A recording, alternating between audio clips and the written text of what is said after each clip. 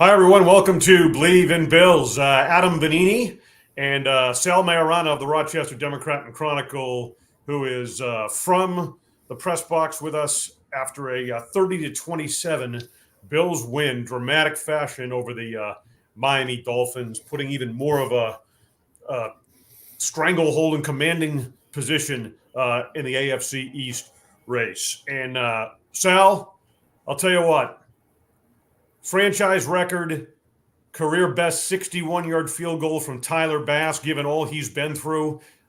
They don't get much more dramatic than that in terms of the stories and kind of the comeback effort and what this guy has been through.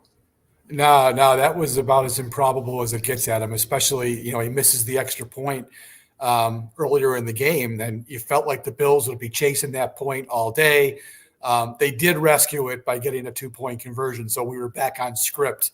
But after doing that, it's his third missed extra point of the year. We know the struggles that he's had throughout the season, inconsistency, especially from deep. I mean, he's been fine inside 40, but it's been outside 40 where his struggles have come. But for him to step up there and hit a 61-yarder, 3 yards further than his career best, and that sucker was good from 65 or 70 at him. That thing had legs. So that was an amazing kick by Tyler Bass, an amazing finish to a really entertaining and stressful for Bills fans game. That was, I kind of had a hunch, even though I picked Miami or Buffalo to win, my score was 30-19. But deep down, I did really feel good about that, being that lopsided. I knew it was going to be tough. And I'll tell you what, for a long time today, I thought the Dolphins were the better team, and they probably should have won this game. Well, especially when you talk about, we had Joe Rose on, the Dolphins color analyst and former Dolphin tight end, and we had raised you did, in fact, the desperation factor for the Miami Dolphins with essentially their season on the line in this game. So much pressure and everything else. And a lot of times that's kind of a cliche, but I don't think it at all was in this case. And I thought that had a lot to do with what played out. The Dolphins were the better team in this game, and the Bills weren't helped on the injury front either, with a couple of key, with Amari Cooper out on offense and Christian Benford out on the defensive side. They had to overcome a lot. Absolutely. There was a lot of things that were moving in Miami's favor. Now, to be fair, they also were missing some key guys too. Javon Holland didn't play, Cater Kahu, and Zach Sealer, who I think is their best defensive lineman. So that's three of your best guys on defense. And for them to play defense the way they did in this game was really impressive. I'm sorry. This was not a banner day for Josh Allen. He'll get credit for the game-winning drive, but he really shouldn't have gotten much credit at all. He didn't do a whole lot in that possession, and it left Tyler Bass to have to make a 61-yarder because Josh just wasn't really sharp. But I attribute some of that to Miami played really good defense. They know Josh Allen as well as anybody. They've not been able to stop him, but they know him. Jordan Poyer's back there still. He knows what he's doing. He also helped the Bills in a big way. I'm sure we'll talk about it. Sure. But It was not a great day for Buffalo's offense. And I thought Miami's defense, given their situation, they really kind of nutted up in this game. And I thought every yard for the Bills was tough. There was nothing really cheap except for the couple penalties that Miami gave them some key plays, key first downs. It was not a great day for Buffalo's offense.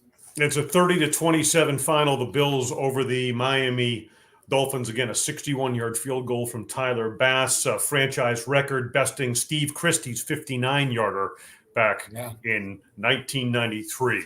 We're going to talk more about Tyler Bass. I do want to get into the offense next, Sal, with you. First, a quick word from the sponsor here. BetOnline is the world's most trusted betting platform and your number one source for everything football. Head to the website today to get in on the action. BetOnline, the game starts here. Thank you for being with us here on Bleav in Bills. I'm Adam Benigni, WGRZ TV. Sal Maiorana, live from the press box at Highmark Stadium.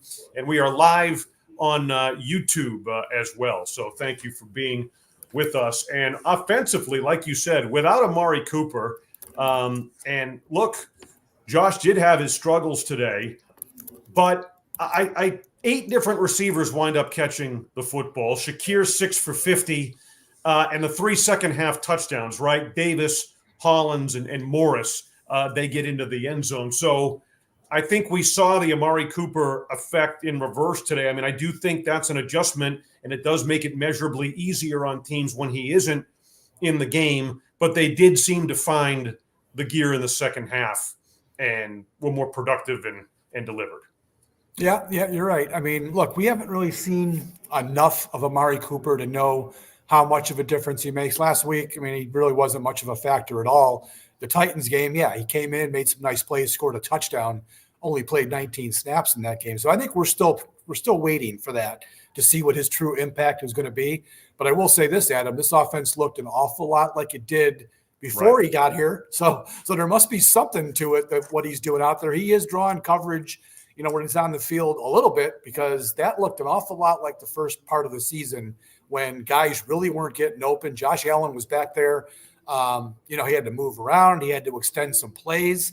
It was tough. I mean, you're right. He spread the ball around, but he didn't have a choice. He was going through 3-4 guys in some cases before he could find somebody open to throw to. That happened on the 2-point play. If you remember, he was trying to throw that ball to the left. They had everything locked down, and he was lucky his offensive line held up long enough where Keon Coleman finally came open.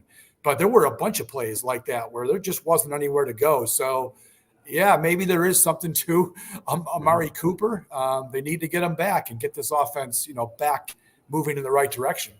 Well, from the moment the Bills traded for him, you and I had both said it's really about a hell of a lot more than just Amari Cooper. It's what he does for the rest of the passing game itself, what opposing defenses have to account for. And his absence today, I think, was felt. You heard Josh Allen talk about it at the postgame where he said Miami was able to kind of keep everything in front of him. And that led to a lot of some of the frustration that you're referring to. But again, Allen, 25 of 39, 235, 3 touchdowns, all of them in the second half, and the 1 interception on a ball, a little slant to Keon Coleman early. What was the explanation on that? I mean, that's a ball that Coleman has to catch right there, a deflection, and the Dolphins were able to pick it off, and it winds up being an early turning point, a significant one of the football game. Yeah, I got to be honest. I didn't get down for the start of Josh because of the craziness of the end of the game. I was stuck up here writing. So if he addressed it, I missed it. When I got down there, it wasn't asked. So it might have been an early question. All I can say is the ball's got to be caught, Adam. Yeah, I mean, he had inside leverage on Jalen Ramsey. He had him beat. Allen put it right on the numbers, and the kid let it go right through his hands. And Ramsey, great player, that was still a tough interception. Even after it went through his hands, he still had to kind of pry the ball away because it was kind of sitting there in no man's land. So it was a great play by Ramsey, but more than that, it was a bad play by Keon Coleman, and that ended up being a 14-point swing because they went right down. And all I could think of, Adam, was last week in Seattle. It was the exact same situation. Seattle's going in for 7, awful turnover on downs in that case, and the Bills turned around, and that changed the whole game. And I'm thinking, boy, that's the turning point of this game. But Bills overcame it, as they so often have done against Miami, and didn't let that be, the game-deciding play. Bills getting contributions despite that miscue by Coleman there from young players and from rookies, and it's something that Sean McDermott addressed after the game. I want to talk about Ray Davis, who we've seen make significant contributions. And that 63-yard touchdown, they catch Miami in a blitz. It's man coverage at that point, great recognition, and he takes off and goes 63 for the TD. I thought it was a great call and beautifully executed. Yeah, that was one of Brady's better moments in this game for sure. As you said, he caught him in a blitz, but then Ray Davis, what a great play. I mean, Allen gets it to him quickly in space, so he had some time to look upfield and see what he needed to do. And he made that, I think it was 26 for Miami. I don't know the name offhand. Made him look like a fool with that missed tackle. And then he had clear sailing to the end zone, and he managed to beat all the Dolphins to the end zone. So that was a big, big play. But again, it was guys making plays in space, making guys miss. He looked like Khalil Shakir on that play, right? Khalil Shakir, another terrific game.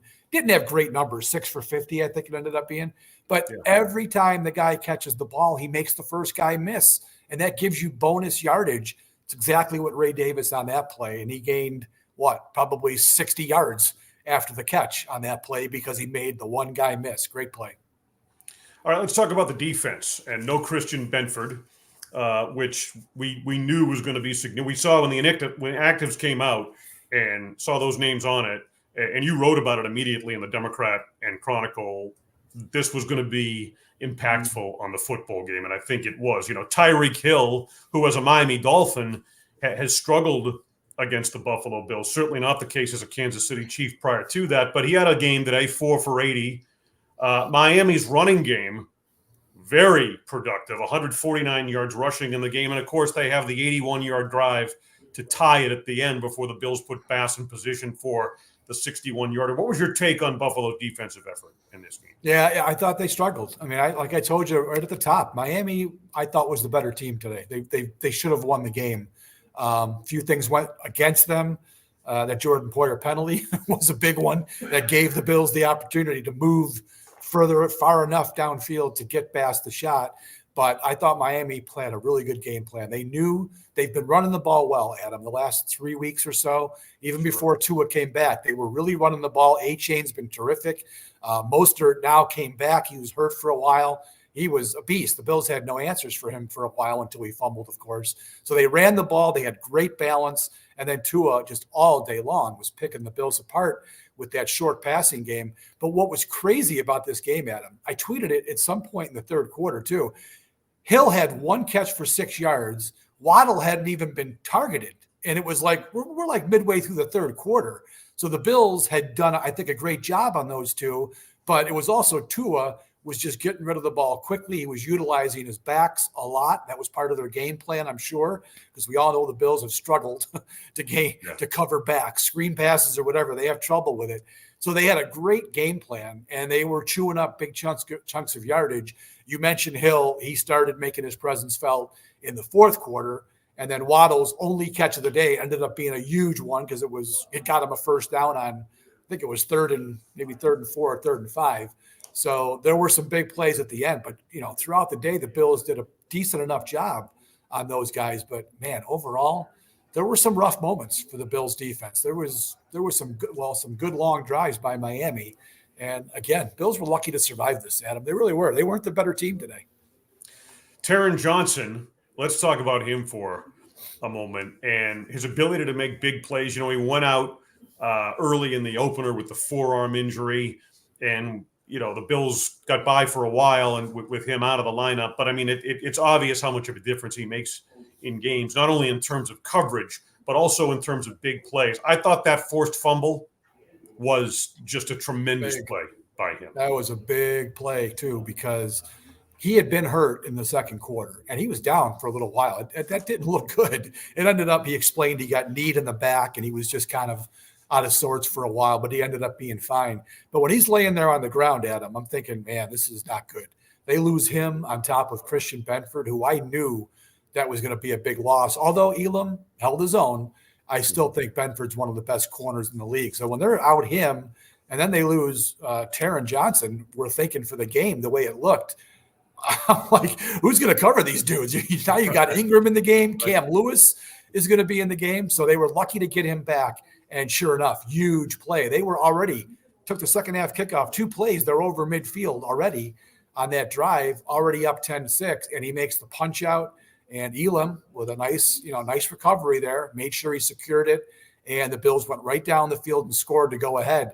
So, yeah, there was a few moments in this game. There were some turning point moments for both sides. And that happened to be a big one for the Bills. It kind of got them back on track because I think they went into halftime really wondering what the hell's going on. They just couldn't get anything going on offense, and they had some problems on defense. So that was a big moment for the Bills. So now that we've covered a lot of the key moments to the game, I want to talk about some of the bigger factors in this 7-2 start for Buffalo. And Sean McDermott, toward the end of his post-game press conference, talked about, obviously we've seen depth, but it's depth with intangibles is how he generally referred to it. And it's reflected sort of in the resilience of this roster and given the number of injuries they've had and how they've had players produce in key situations. There's sort of he didn't say this specifically, but there's a different type of character to this team in that way. And that's been a major factor in helping them reach the point where they're at right now, comfortably in command of the AFC East. Yeah, I mean, look, this goes back to consistency and culture, right? I mean, this is the coaching staff. McDermott's been here. This is his 8th year. Several of these coaches have been with him for the whole way, and others have been here for a good chunk of the way. They've got a system in place, They work hand in hand with Brandon Beane and his staff. Everyone's on the same page at Buffalo, and they've also built a winning culture. And you know how important that is. We saw the Patriots do this for 20 friggin' years, right? You build that culture of winning, and everyone has confidence every week, no matter who the opponent. You know that you're going to be the better team most of the time. And that's kind of how it's been here in Buffalo for a good while now. So you go back to 2020. I mean, they've been the dominant team in the AFC East. They're going to win it again for the 5th year in a row. And again, it goes back to consistency. They do the same things all the time. There are deviations because you can never stay totally still, but the base is there. The foundation is there to build on. And each year they seem to add a piece to the puzzle. They add to their depth. And we've seen that all season, especially on defense. They've lost some key guys, and you've had players step in, and the Bills have won 7 out of 9 games. So these guys are stepping up. They're making plays when they have to make plays. They're keeping the boat rowing down the river here. And as I said, it just goes back to consistency. People want McDermott fired. Okay, well, you fire McDermott, right? And then you start all over, and you piss away everything they've built here for 8 years. Just knock it off with that nonsense and enjoy what you're seeing. The Dolphins would love to have this. They're trying to do this with Mike McDaniel. Hasn't worked yet. He's supposed to be boy genius. It has not worked yet. So that's where I credit the Bills most, is how they've built it and how they've maintained it. Yeah, you can certainly criticize Sean McDermott for some of his in-game decision-making, clock management, those types of things. And they've proven those issues have proven extraordinarily costly. We almost had one today. He challenged that Tua play. I thought it was a stupid challenge. It was really pretty obvious. Yeah, they weren't going to turn that over. And I get what he's trying to do. It was a 4th down play, but there was almost no chance that was being turned over. And he lose a timeout. That timeout almost ended up costing them. They're lucky Tyler Bass bailed them out, because without that timeout, they were very limited on that last set of downs of what they can do. So it accentuates that side of the point, even that example that I'm trying to make. Sure, and the granddaddy of them all is 13 seconds, right? Which I would argue cost this team a Super Bowl. I think they win it that year or whatever. But again, that was then. This is now the flip side of that, which is the point you just made. I think can be illustrated. You talk about the culture. I think the way they've handled the Tyler Bass situation, and this is what I wanted to get back to, is a perfect illustration of that point. From his miss so costly against Kansas City in the postseason last year to the inconsistency and struggles with his confidence that he's had through training camp and a missed extra point today and all we've seen to get to this point, 61-yarder in that type of a game and situation with a measurable risk involved in making that decision. They have the confidence in him because they've given him the support internally. They brought in competition. He's balanced the messaging and the way he's handled that, I think, perfectly, from the quotes, Tyler knows he needs to make those kicks publicly in the press conferences, to adding competition to the practice squad for him. But the flip side, having the confidence in him in that situation, creating that support structure in the locker room, and he delivers a 61-yarder with so much on the line in this game. Yeah, you said it all right there. But I'll add this to that point, Adam. You wonder what would have happened if he's not sitting on that contract extension. If they hadn't given him that contract extension and his salary cap hit would have been minimal to release him, you wonder if he'd still be on the team. After they brought in the kicker into the practice squad to give him competition. And I have to believe that if the kid that they brought in was really good, he might have gotten an opportunity. I'm not saying they would have cut Bass immediately. They could always make him inactive for a game and elevate the other guy, but he wasn't able to beat out Tyler Bass. He held off that challenge, and here we go. But I would just wonder if he wasn't sitting on whatever it is, a $7 million cap hit between this year and next year, would he still be a Buffalo Bill? It's a question worth asking, because it might not be. But it turned out that it's a damn good thing he still is, because I don't think Lucas Haversack was making that 61-yard kick. There's no way. So it worked out good for the Bills. And this is kind of a crystal ball type question, but what does making a kick like that do for a guy like Bass, who's been through so much in the situation and had to show the resilience and face the adversity and all those things, but to be able to deliver in that clutch moment with that pressure, with what's been going on in that situation, it has to boost his confidence and hopefully move things in a very positive direction as they look toward the latter portion of the season here. Yeah, I mean, he was interesting in his post game, but because really every time you talk to the guy, his demeanor never changes, whether he's on a roll or he's in a slump. And he claims that he never lost confidence. He's always confident when he goes out there. It's all about process with him. He even said after he missed the extra point, right to the sideline, diagnosed what the problem was, and I don't know, who knows. I mean, I have no idea what they're looking for there. I'm sure they got the iPad out and we're checking it. But whatever it was, he claimed that he understood what happened and he puts it behind him and he moves on. Now, I guess all kickers have to have that mentality, right? I mean, they just have to because of the nature of their job. I'm sure quarterbacks probably have the same thing too. You throw a pick, you figure out why, and you move on. So he claims he's never lost his confidence. But Adam, I got to believe a little part of him was questioning because this is 3 extra points he's missed. He missed 5 extra points his entire career, the first 4 years. So all of a sudden that's an issue. And we know about the field goals that he's missed. So, hey, whatever, I'll believe him. If he claims his confidence has been rock solid, God bless him. But I'm sure fans were a little bit, I guarantee you, there's 70,000 people here today. There's no one thought he was going to make that kick, including me. I'm preparing for overtime. I almost dropped my friggin' computer in my lap when he made it. It was amazing. And so now the Bills, as we wrap this up here at hey, we got a question. 7-2. You want to answer this question we got? Did you see this question we have? I don't. I'm in the app, so go ahead. Fire away. Okay. We got a question from Robert A. Wilson who said, "Good evening, Sal and Adam. Bills need to go get some bigger defensive tackles and linebackers."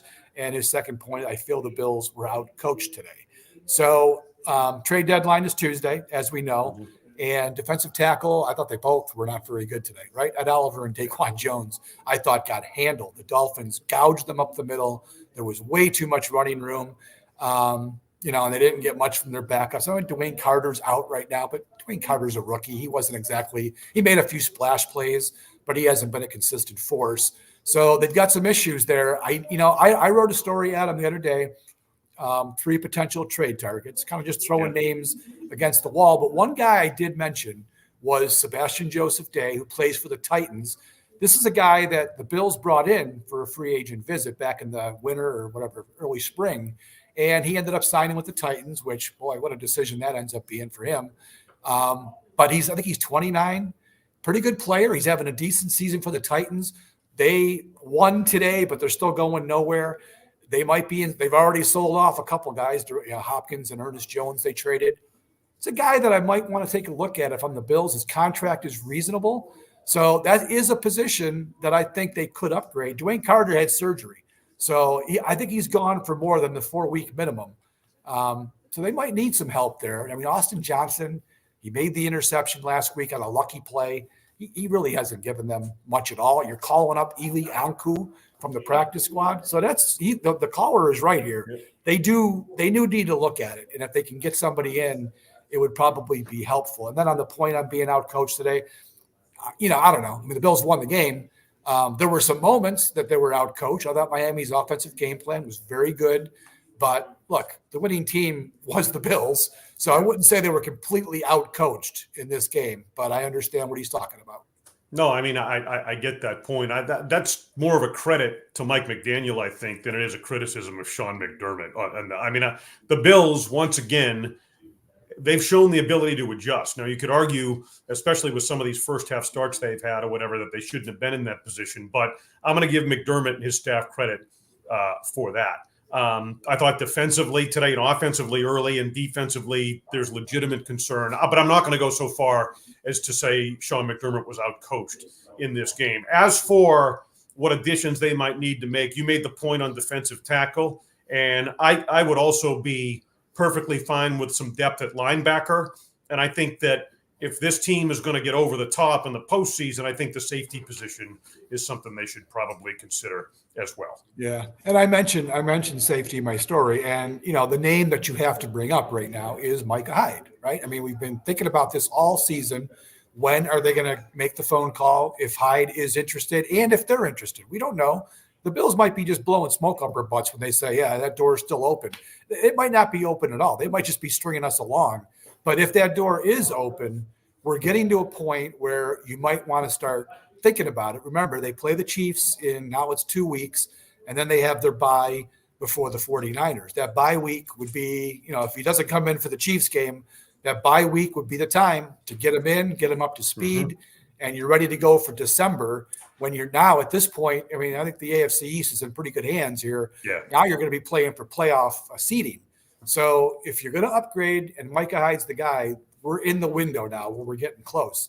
I mentioned Juan Thornhill as a possibility from the Browns. They lose again today, so they might be selling again. That was another name that I mentioned. His teammate, Grant Delpit, is another guy who actually is cheaper than Thornhill. So I think Tuesday is going to be an interesting day for the Bills. I know Bean will be working the phones. I'm not saying he can pull anything off, but there are clearly some positions on this team that I think he could improve with the right deal out on trade deadline day. Yeah, and given the timing, I'm not sure it makes sense for us to spend time analyzing the AFC East at this point. No. At this point, with this win today, they did what they had to do. This was so important on that front. So now it becomes an AFC seeding playoff positioning type discussion. So a trip to Indianapolis next week, and then the litmus test, the regular season litmus test game is coming against the Kansas City Chiefs before they hit the bye. And I'll tell you what, Adam, they need to play better than they did today. If they're going to beat the Kansas City Chiefs, and I know the Chiefs have not been, certainly on offense, they have not been the same team this year, but their defense is one of the best in the league. And the way the Bills offense played today, for not all of it, there were some moments where they were really good, but there was a lot of moments in this game. The Bills were not very sharp. Allen needed to be better today, and he'll need to be better against Kansas City for sure. But that's 2 weeks away. As you always say, we can look ahead. They can't, but there is a game in front of them, and it's an AFC game against the Colts. So take care of business there first. All right, Sal, thank you very much. As always, once again, 30-27, Bills get by the Miami Dolphins at Orchard Park today on a dramatic 61-yard field goal from Tyler Bass. For Sal Maiorana, the Rochester Democrat and Chronicle, I am Adam Benigni, WGRZ TV, Buffalo, Sports Talk Live, full recap and look ahead coming tomorrow night, Monday night, as always, 7 o'clock on Channel 2. And Sal, I suspect you're going to go get to the report card right now, too. Right? It is next on my list here, Adam. Right. The man never rests. He never sleeps. Sal Maiorana, Rochester DNC. Thanks, as always. Thanks for being with us here on Bleav in Bills and live postgame on YouTube as well. 30-27, Buffalo over Miami, the final.